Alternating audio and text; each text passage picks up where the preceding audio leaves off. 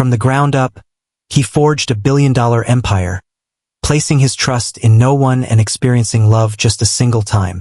Everything Jonathan Hale believed about his past, his future, and even his own identity crumbled the moment he spotted a silver bracelet on the wrist of a 6-year-old boy who bore an uncanny resemblance to him. That boy had company. 3 figures stood before us, unchanged, chortling, vibrant, and they all possessed her gaze. Jonathan Hale had negotiated billion-dollar deals with far less consideration than he devoted to the wine list that evening. In his familiar spot at Le Pierre, an elegant and serene Manhattan eatery where influence mingled in tailored suits and murmured over Wagyu, he embodied the persona he had meticulously constructed, exacting, unreachable, and poised. His timepiece was pricier than the annual earnings of several of his staff members.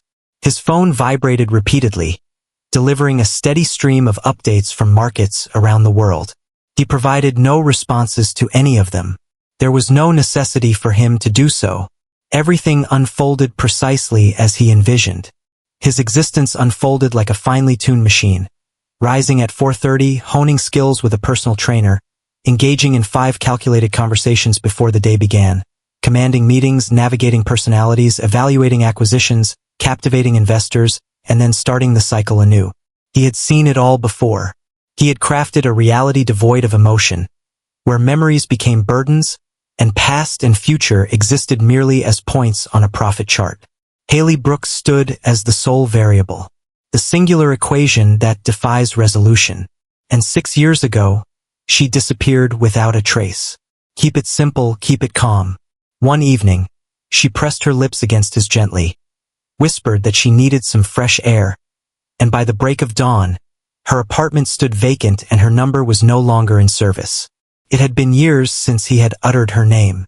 Not to the friends he had left, not to the therapists he dismissed, not to the mirror that reflected a weariness growing with each passing year.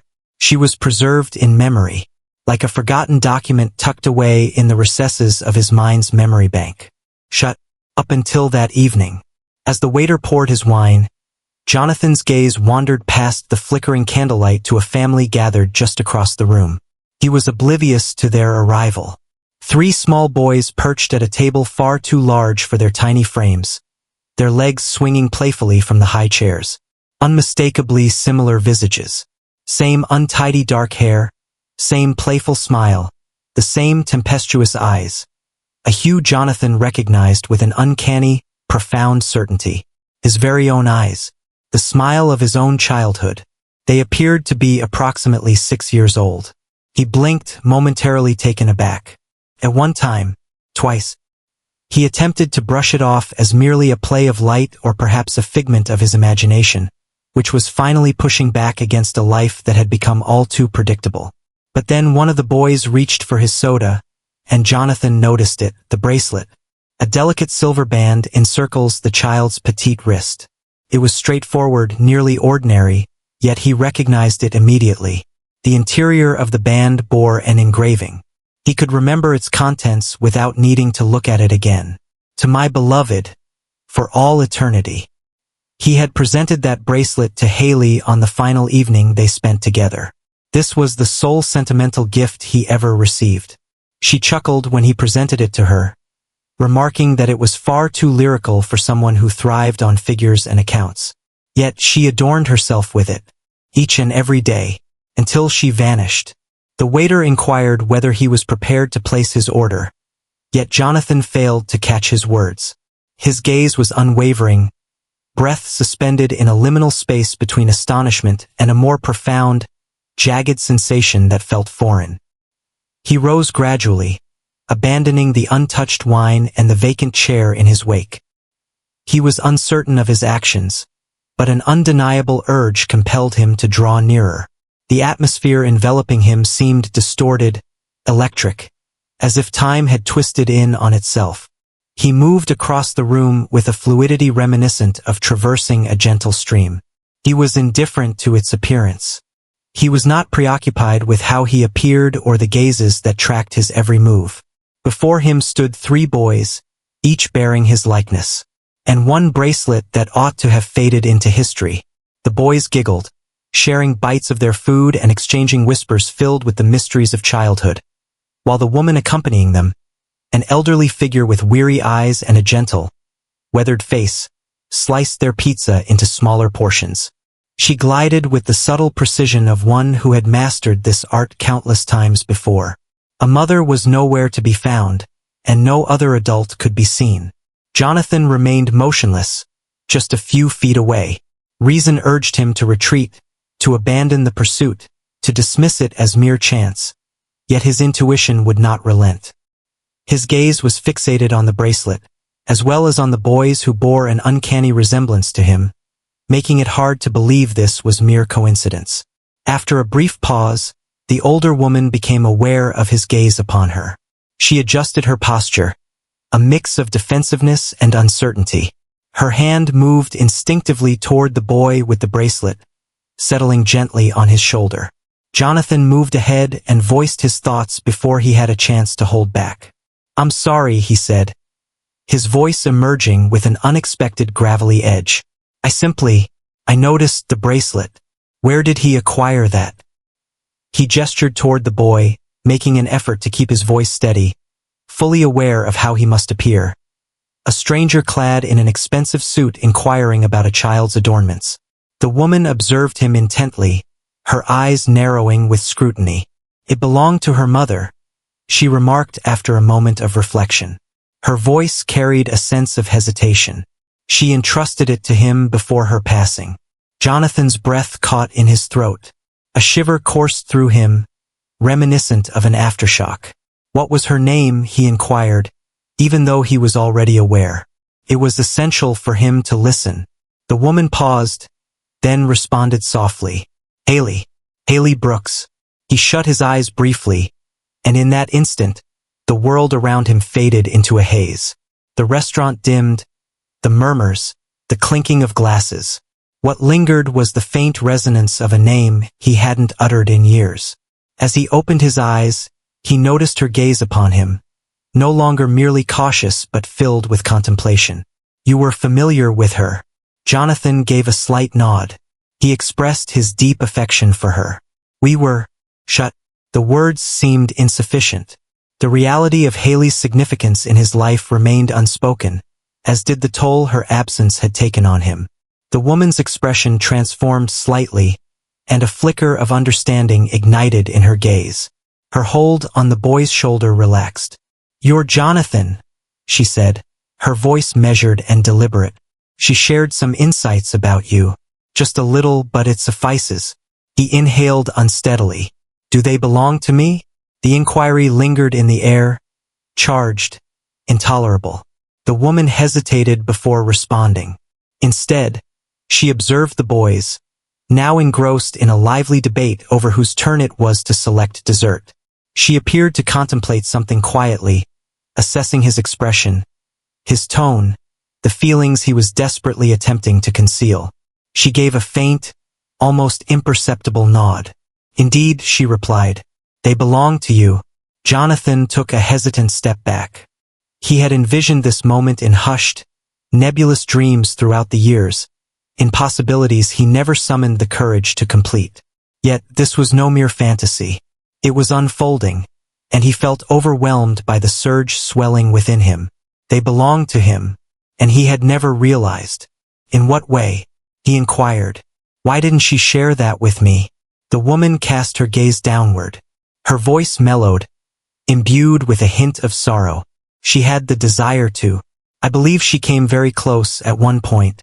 Yet, fear gripped her." "You had made your decision," she remarked. "The organization, the dominion." She hesitated to pull you into her serene existence, fearing the possibility of becoming yet another figure you would walk away from. Jonathan felt the urge to debate, to object, to express that his choices would have diverged. Yet the reality sat heavy in his throat like a boulder. Perhaps he might not have. Not at that time. "I must see them again," he murmured, filled with urgency. "Kindly." The woman paused, uncertainty flickering in her eyes. She cautioned, "They are unaware of who you truly are." "Not quite. They possess a name and a narrative shared by their mother. However, that is all there is to it." Then allow me to alter that, he stated, and for the first time in years, Jonathan Hale's voice lacked the usual authority. He spoke as if he were a soul striving to recover a piece of himself that was never meant to slip away. Later that evening, the woman, named Margaret, consented to his visit to their temporary apartment. She held back her complete trust in him, not just yet, but there was something in the cadence of his voice that seemed to sway her, or perhaps it was the clear, almost perplexed expressions on the boys' faces, suggesting an unspoken understanding that lingered beneath the surface. The structure was unassuming, nestled along a serene street in Queens. It was the sort of setting Haley could have selected, modest, tranquil, authentic. Jonathan had never ventured into a neighborhood quite like this one. It's been a long time, not since my college days, and even then it was just for a short while. He stood there, a figure of refined elegance in his tailored coat and polished shoes, yet he felt like a misplaced artifact in a realm that thrived on simplicity. The apartment, though compact, was impeccably tidy. The boys were already tucked in for the night when they arrived, but Margaret allowed him a glimpse into their room. 3 small beds arranged closely together, each embodying its own delightful disorder. A toy dinosaur with a lost leg, a superhero blanket draping halfway to the ground, and a nightlight resembling the moon. Jonathan lingered in the doorway, observing the gentle rhythm of their breathing, grappling with the heaviness in his chest. He found it hard to recall the last occasion when he had remained so motionless for such an extended period. Margaret gestured for him to accompany her into the living room. She retrieved a box from the closet, worn and taped at the edges, unmistakably opened and resealed numerous times. She held on to it all, Margaret remarked, setting it down softly on the table. Snapshots, correspondence, small treasures. She wished for them to remember. She wished for your presence to remain, even in your absence. Jonathan settled into his seat, his fingers gliding gently over the contours of the box, as if it were a fragile treasure that could disappear with the slightest haste. Within lay fragments of an existence he had yet to discover. Snapshots, countless in number. Haley in a sundress, joyfully laughing in a sun-drenched park, cradling a baby who bore a striking resemblance to him. Next, 2 infants, then 3. Milestones of their first birthdays, whimsical Halloween costumes, and crayon drawings adorned with names he had never dared to utter. Alex. Maxtim. There were also letters, some directed towards the boys, others meant for no specific recipient. It started with a thought. If you're reading this, perhaps I'm no longer here, and perhaps he has finally come searching for you, but the words remained unfinished. His gaze seared with intensity. He set the letter aside and picked up the bracelet, the very one he had noticed at the restaurant, now lying next to a photo of Haley with all 3 boys nestled in her lap. She appeared weary yet glowing. Content. She occasionally mentioned you, Margaret remarked, observing him with an unusual blend of tenderness and seriousness. Not with fury, not a trace of regret, simply yearning. She mentioned that you struggled with trusting love, yet you cared for her in the best way you understood. She had faith that you could have been a wonderful father had you been aware. Jonathan took a deep breath. I ought to have realized. I ought to have recognized it. I dedicated years to crafting a realm that seemed unassailable, yet I overlooked the most crucial aspect of it. Margaret gave a slow, deliberate nod. The past is unchangeable. However, the choice of what future you envision with them is entirely yours. They are wonderful companions, intelligent, delicate. Her absence is felt deeply, more than words can convey, and they require an individual who truly recognizes their essence. He gazed at the photograph cradled in his hands. 3 existences, half of his essence, completely unfamiliar to him until this evening. Yet, there lingered an unusual and instant feeling of connection, as if a fractured part within him had adjusted just a bit, not mended, but rather opened up. A slim, challenging, and perhaps unearned opportunity had emerged to set things straight. I want to be there for them, he said finally, his voice thick with emotion. I'm unsure of the way forward. I'm completely lost right now. However, I am eager to give it a shot. Margaret's face remained serious, yet there was a subtle warmth in her gaze. It's time to begin your journey of learning. Since they have already experienced the loss of one parent, ensure they don't suffer another loss. The following morning, Jonathan reached the apartment precisely when the boys were stirring from their slumber. The door groaned as it opened, revealing 3 tiny faces that cautiously emerged from their room, squinting at the bright light and the imposing figure in the hallway. Silence enveloped them. They gazed intently, a mix of curiosity and caution in their eyes, uncertain if he was truly present or merely another fleeting figure in their lives. Margaret introduced him softly, referring to him as Mr. Jonathan for the moment, sharing that he had known their mother and wished to spend some time with them. The boys nodded, a mix of confusion and acceptance flickering across their faces. Children possessed an extraordinary ability to perceive unspoken realities, and while they might not have been able to express it, there was something about the man that resonated with them. Perhaps it was his eyes or the subtle shift in his voice when he uttered Haley's name. In the kitchen, they enjoyed their cereal, the sound of 3 spoons clinking together creating a rhythmic harmony, while Jonathan lingered by the counter, his stance too rigid for the casual atmosphere of the space. He was uncertain about how to step into their realm. They exchanged fragmented thoughts and shared humor that eluded his comprehension. Occasionally, one of them would cast a fleeting glance in his direction before averting their gaze. It was Alex, the eldest by a mere 5 minutes, as Margaret pointed out, who ultimately shattered the stillness. "Were you acquainted with our mother during her lifetime?" he inquired, his gaze fixed on his bowl. Jonathan's heart raced with an unexpected tremor. "Indeed," he murmured gently. "I had the pleasure of knowing her many years back. She held a significant place in my life." Alex nodded, as if he were cataloging the response for future reference. Max and Tim exchanged few words, yet Tim silently pushed his empty bowl toward Jonathan, eager to observe his reaction. Jonathan accepted it, caught in a moment of uncertainty about whether this was a challenge or merely a routine, and proceeded to rinse it out in the sink. Tim appeared content as he strolled back to the living room, clutching a toy car in his hand. Subsequently, they ventured to the park as a pair. The sun pierced the overcast sky, illuminating the glistening pavement and whispering leaves with a gentle radiance. The boys dashed ahead, their laughter echoing in the air, while Jonathan lingered just behind with Margaret, who kept a watchful eye on them, allowing them the freedom to explore. He made an effort to conceal the intensity of his observation, noting their movements, their laughter, and the way they effortlessly called out to one another with a deep sense of connection. Every single one was unmistakably his, yet remarkably unique. Alex remained silent, yet his gaze was ever observant. Max was a whirlwind of energy, his every limb alive with an uncontainable restlessness. Tim had a gentle nature, often lost in his thoughts, finding joy in the simple act of crafting with sticks and stones. Jonathan experienced the sensation of being a stranger in a land he once called home, yet the words that once flowed easily now eluded him. He attempted to join their game on the swings, yet found it challenging to keep pace.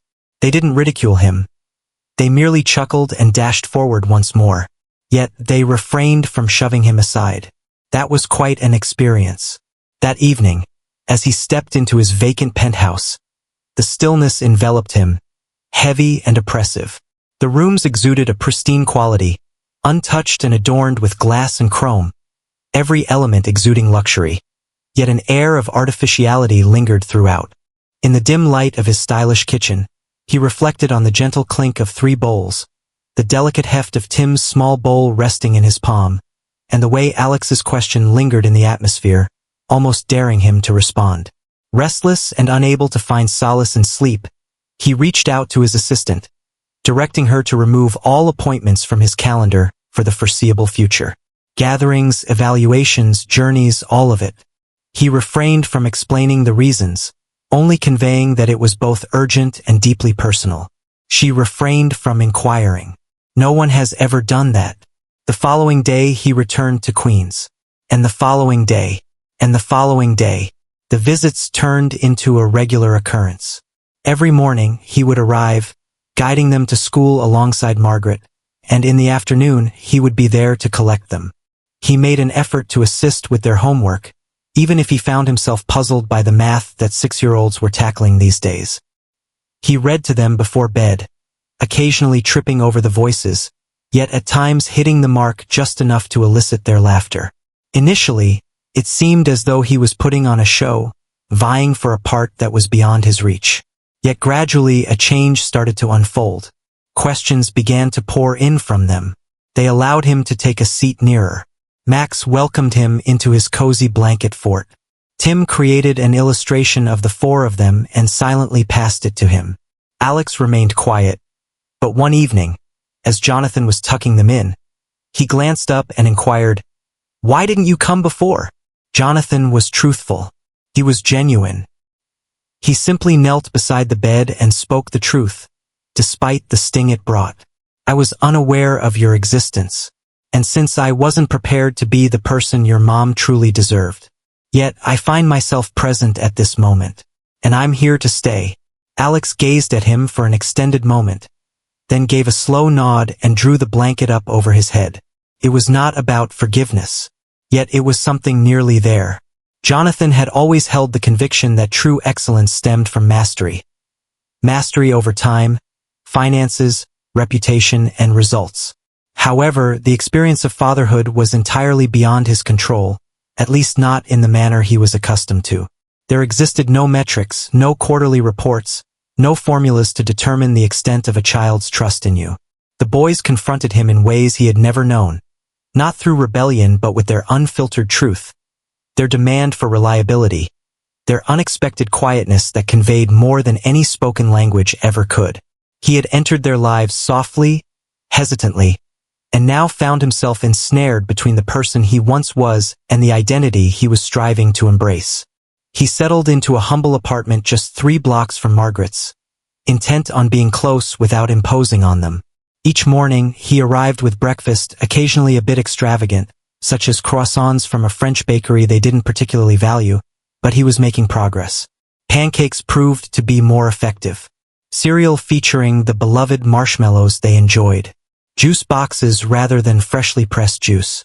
He was immersing himself in their language, not merely through vocabulary but through gestures, through the act of being present. Assisting with homework became a lesson in humility. Tim enjoyed sketching creatures that bore human names and wished for Jonathan to join him, creating tales together. Max sought an audience for his intriguing theories about the cosmos and dinosaurs, pondering their possible connections. Alex, ever cautious, posed inquiries that seemed like intricate emotional riddles. Why did Mom consistently don that worn sweater during her moments of sorrow? Have you ever brought a smile to her face? And Jonathan responded to each person with as much honesty as he could muster, even when it caused him pain. He delved into parenting literature during the quiet hours of the night, revisited cherished videos of Haley that Margaret eventually provided, attempted to replicate the gentle authority in her tone, the way she knelt to meet their gaze, the way she laughed openly, unburdened by the fear of misinterpretation. He had overlooked the moments of their first steps, their first words, the loss of their first teeth, but he was determined not to let anything else slip away. He would do everything in his power to prevent it. On a Saturday, he took them to the Natural History Museum. It was utter turmoil. Max dashed from one exhibit to another, pulling Jonathan along as he enthusiastically detailed the distinctions between meteors and asteroids. Tim found himself captivated by the immense whale, yet the dinosaur bones filled him with trepidation. Meanwhile, Alex declined to pose for a photo with them, but he clutched Jonathan's hand a bit tighter than usual as they strolled through the corridors. As the day drew to a close, they found themselves on the steps outside, indulging in ice cream, their faces adorned with sticky remnants of sweetness and weariness. In that moment, Jonathan noticed a smile spreading across his face effortlessly. It may not have been flawless, but it was genuine. And that was an emotion he hadn't experienced in years. Challenging days remained. Moments when the boys inquired about Haley, their faces contorting into expressions far too burdensome for their youth. Moments when Jonathan misspoke or overlooked the delicate nature of their trust. In a moment of tension over bedtime, Alex exclaimed, "You're not Mom." You have no say in this, and with that, the door was slammed shut, causing the wall to tremble. Jonathan lingered on the threshold, his heart racing, caught in a moment of indecision between knocking and retreating. Ultimately, he slipped a note beneath the door, acknowledging your point. I am not. However, I am making an effort to understand. I cherish you deeply, wishing you a peaceful night. The door remained shut, yet come morning, Alex returned the note, inscribing the word okay in uneven letters at the bottom. They started referring to him as Dad, quietly and without any celebration. One day, Tim uttered it by mistake and chose not to amend his words. Max proclaimed it next with greater volume to gauge the sensation. After a few weeks of anticipation, Alex gently approached the subject, seeking assistance with a project. Jonathan remained silent on the matter. There was no necessity for him to do so. The words nestled between them, a fragile yet vibrant entity, quietly flourishing. Each evening, just before drifting off to sleep, they requested a tale. Jonathan was not familiar with many, so he began sharing tales about their mother, recalling how she would dance in the kitchen while the toast burned, how she once wandered in Central Park for an hour, stubbornly refusing to ask for directions, and how she wept the first time she encountered snow after relocating to New York. He spoke of her with deep admiration, not due to her absence, but because her essence lingered vividly in all their actions. In those narratives, the boys discovered not only her essence but also his character. Jonathan had transformed from the figure who commanded boardrooms through silence and intimidation. He was a figure who perched on the floor with his legs crossed, constructing Lego towers at the break of dawn. A person who understood each boy's preferred snack and which nightlight required fresh batteries. Someone who cherished their drawings as if they were valuable assets. He hadn't won their affection through elaborate displays or vows. He was gradually earning it simply by his presence. For the first time in his life, he grasped the essence of creating something of genuine significance. Nearly 4 months had passed since Jonathan first encountered the boys in that restaurant. Though his journey into fatherhood had been anything but simple, it began to feel as if his life had finally discovered a rhythm, imperfect, exhausting, yet beautiful. The boys now regarded him without a trace of doubt. They referred to him as Dad now, occasionally in such casual moments that it filled him with a quiet joy that tightened his chest. Margaret had transformed into more than just a guide. She was a vital connection, a pathway to Haley's memory and the unwavering foundation supporting the children's lives. While not flawless, for the first time in years, Jonathan felt a sense of progress toward a brighter future. Then Jack arrived. One evening, while folding laundry in Margaret's kitchen, Jonathan first encountered the name during their conversation. She articulated it with caution, as if she were cradling something delicate and dangerous within her lips. Haley's sibling, Jack. It's been ages since I last saw him, yet today he reached out to me. He mentioned that he caught wind of some rumors regarding you and the boys. It seems that someone may have informed him about the potential for financial gain at this point. Jonathan had become motionless. He recalled Jack only faintly, from long ago, boisterous, spontaneous, perpetually seeking the simplest escape. Haley seldom mentioned him, and when she did, her voice carried a blend of remorse and apprehension. He lacks stability, Margaret remarked softly, yet he is part of our family, and that holds significance in a courtroom setting. 7 days later, Jack submitted his request for custody. The news struck Jonathan with the force of a sudden blow to the heart. The thought of another person asserting the authority to raise his sons, particularly someone who had been absent for every moment of their lives, was infuriating, yet also filled with dread. Jack had ambitions that extended beyond mere custody. He craved attention-grabbing headlines. He arrived at court in a budget suit, accompanied by a lawyer whose refinement seemed excessive for someone unemployed. He spoke to local news outlets, asserting that Jonathan had taken his nephews, using his wealth to manipulate the system, portraying himself as a sorrowful uncle merely seeking to honor his sister's memory. The narrative burst forth with intensity. Jack's lack of history with the boys was irrelevant, just as his tumultuous past with rehab over the last decade held no weight. The scandal captivated the media, A billionaire CEO conceals secret children while battling a dubious uncle for custody. In the blink of an eye, Jonathan found his name splashed across every gossip blog and cable news channel. A whirlwind of speculation and intrigue surrounding him. Halatika's board was thrown into a state of alarm. Shareholders were livid. Supporters started to withdraw from agreements. The company's worth nosedived, taking Jonathan's sway along with it. An urgent board meeting called for his presence. The tone was detached, precise, and devoid of warmth. There were worries regarding his tendency for public distractions and his lack of stability. There was no inquiry about the boys. They failed to inquire about his well-being. They initially proposed, and then insisted, that he either take an indefinite leave or resign from his position. He opted for neither option. Instead, he exited, sending his resignation letter that evening with a brief statement. "I have more important things to fight for." The courtroom saga continued to unfold. The atmosphere in the courtroom was charged, brimming with sharp inquiries and palpable tension. Jonathan's history, his relentless drive, his emotional distance, his image as a merciless entrepreneur, was mentioned time and again. Jack occupied his seat in the courtroom with an air of theatricality, nodding gravely, adorned with a cross he had never donned before, weaving tales of commitments made to Haley that remained uncorroborated by anyone. In contrast, Jonathan embraced his imperfections. He spoke the truth. He was unaware of the boys. He acknowledged his errors. He was still in the process of learning. What shifted the momentum wasn't proof or tactics. The boys provided their testimony. One by one, they entered the room with care and tenderness, accompanied by their therapists.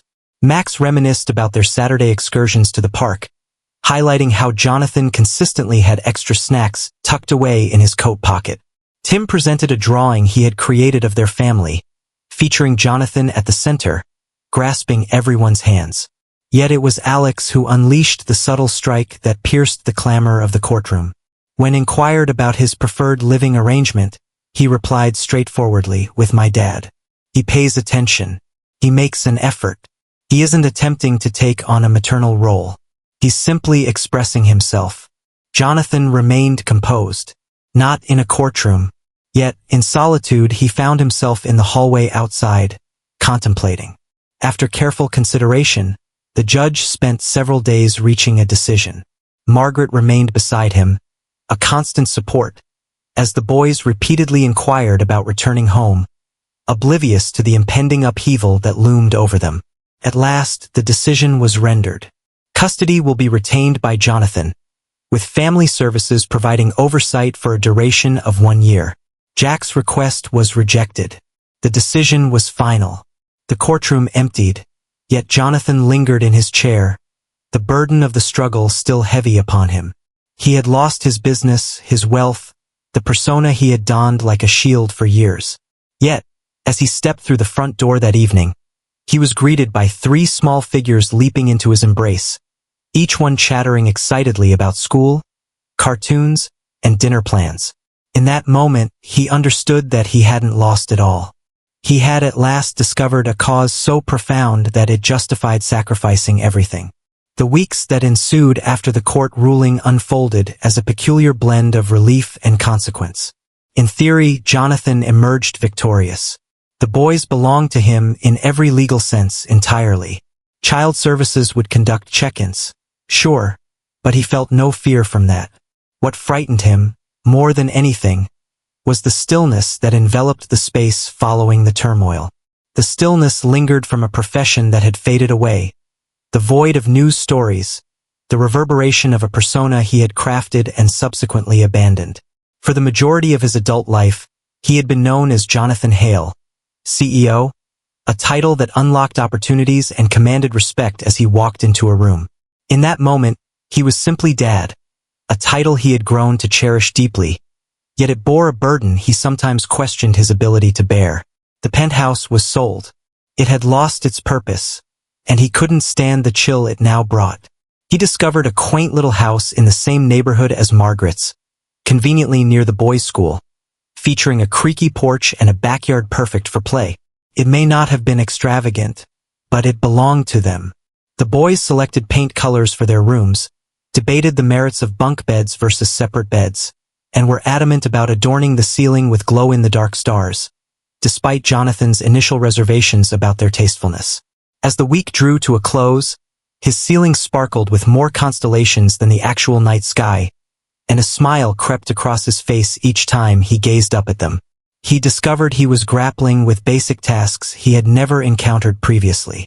Managing grocery expenses, assisting with academic assignments that involved sparkles and adhesive tools, arranging dental visits. There were instances when he felt utterly unprepared, such as when Max fell ill and vomited in the car, or when Tim wept for an entire hour after experiencing a nightmare, refusing to share its details. Yet, amidst the turmoil, there were instances that rendered the chaos meaningful. Serene mornings filled with leisurely breakfasts, untouched by the urgency of the day. Saturday morning dedicated to constructing cozy pillow forts in the living room. The moment 3 voices erupted in unison, calling out "Dad," as he stepped through the door after bringing home dinner. Yet, the remnants of all he had abandoned trailed him in ways he had not anticipated. Whispers filled the air. His former colleagues steered clear of him in public. His name, once a beacon of creativity and tactical brilliance, now bore a hint of controversy.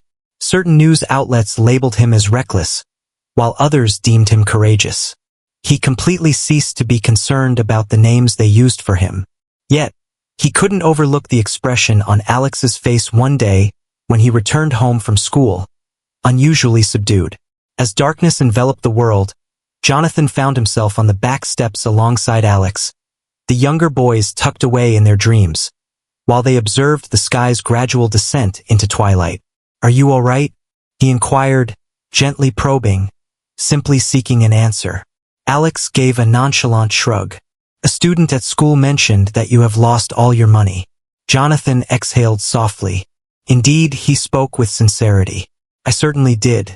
Alex nudged a stone with his shoe. "Are we in a state of financial struggle now?" The inquiry was straightforward, yet its significance resonated deeply. Jonathan paused to reflect. "Negative.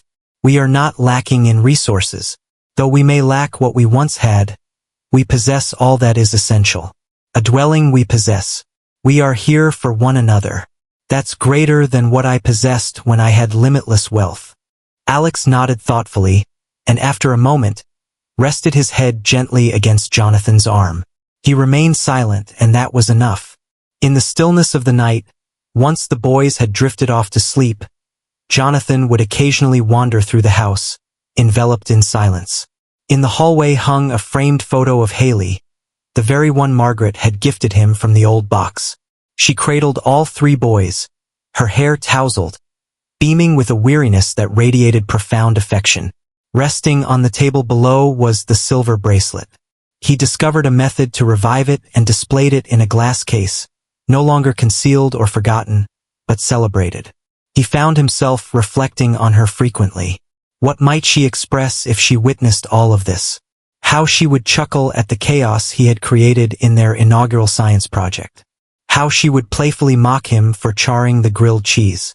How proud she could be, not of the man he had been, but of the one he was in the process of becoming. One evening, Margaret came over for dinner. The boys reveled in their boisterousness, their surroundings a chaotic blend of noise and mess, each one gleaming with sticky barbecue sauce, wearing their pride like a badge of honor. She surveyed the turmoil and grinned. "You seem worn out," she remarked, taking a sip of her tea. "Indeed, I am," Jonathan confessed. "Your happiness is evident as well." He took a brief moment to survey the surroundings, taking in the signs of that reality. Crumbs scattered across the floor, a makeshift fort crafted from couch cushions nestled in the corner, and the sound of laughter resonating through the hallway. "Indeed," he remarked, "I believe I am." No boardroom awaited his arrival. No stock ticker is rising. There is no plan for the next 5 years. Yet there existed something more profound, an imperfect, vibrant, ever-evolving existence brimming with a noise that mended rather than wounded. He had not merely distanced himself from the life he once embraced. He had ventured into uncharted territory. Something genuine. Something that justified every sacrifice he had endured. That year, spring came softly, ushering in a subtle change that Jonathan hardly noticed until it had blossomed completely. The boys had moved past the point of requiring him to demonstrate anything. They no longer regarded him with wary glances or posed inquiries laden with unspoken expectations. They were certain he would arrive. They were certain he would pay attention. And, even more crucially, they understood he would remain. The once jagged contours of sorrow and doubt had mellowed into a more stable presence, one that bound their small family tightly, even through the toughest moments. There were still instances of sorrow, particularly when someone brought up Haley, or when a memory crept in through a familiar scent or a song, but the sorrow no longer consumed them. It lingered nearby like an old friend, and they discovered how to coexist with it. In honor of Haley, Jonathan established a foundation, a modest nonprofit aimed at supporting single mothers with their housing, education, and child care needs. He kept it understated, avoiding grand events or magazine features. He toiled in silence, forging connections, securing resources, and lending an ear to women who had experienced the same struggles that Haley faced in solitude. The endeavor provided him with a fresh sense of direction, one that transcended the confines of quarterly profits or market fluctuations. It lacked any sense of glamour. It unfolded at a leisurely pace, filled with challenges and moments of humility. Yet it held significance. At home, existence unfolded like a melody of subtle, flawed delights. Max cultivated a deep interest in maps, dedicating countless hours to sketching entire cities on poster boards, intricately detailing rivers and subway systems. Tim stumbled upon the joy of baking and was determined to whip up cookies every Friday, week after week, even if the dough often found its way onto the counter rather than into the oven. Alex had begun to document his thoughts in a cozy leather notebook that Margaret had gifted him.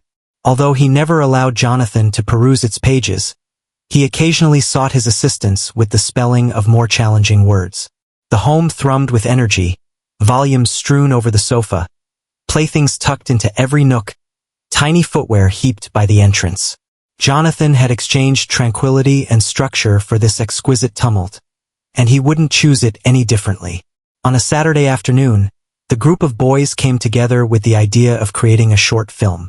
They crafted a script, assigned themselves different roles, and had Jonathan take on the villain, which he executed with dramatic flair, sporting a fake mustache fashioned from tape and black yarn. Margaret captured the moment on her phone, her laughter so infectious at one point that she almost lost her grip on the camera. Once it was completed, they gathered around the television as if attending a genuine premiere, popcorn nestled in bowls, lights dimmed, savoring the credits and everything that came with it.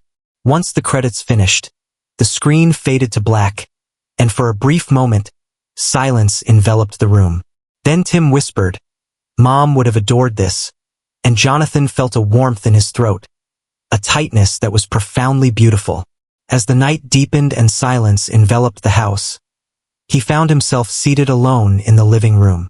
The faint glow of the stars on the ceiling lingered above him, while the gentle sound of breathing resonated from the boys' rooms.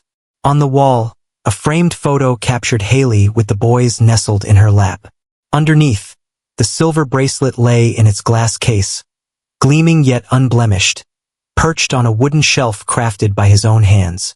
It was not a place of worship. It was a vow that her affection would endure, that her offspring were protected, that the existence she envisioned for them was at last materializing. Jonathan had relinquished a realm and discovered a superior one.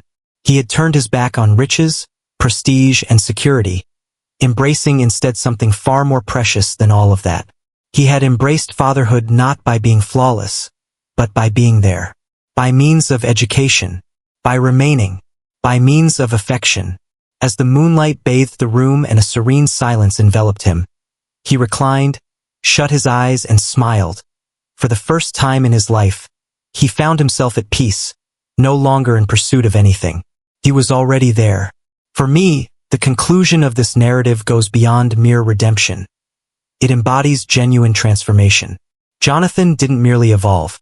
He deconstructed every facet of his former self and opted to forge a new existence centered on love rather than legacy. That's uncommon, and it holds great strength.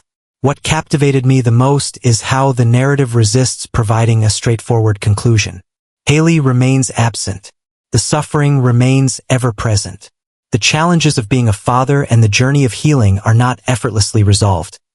Rather, they are approached with sincerity, openness, and a calm, unwavering bravery. It's profoundly touching to consider that a man who once thrived on power, riches, and appearances would relinquish everything for chaotic kitchens, overlooked lunchboxes, and soft-spoken bedtime tales. It serves as a reminder that the most fulfilling life isn't necessarily the most flamboyant or widely praised.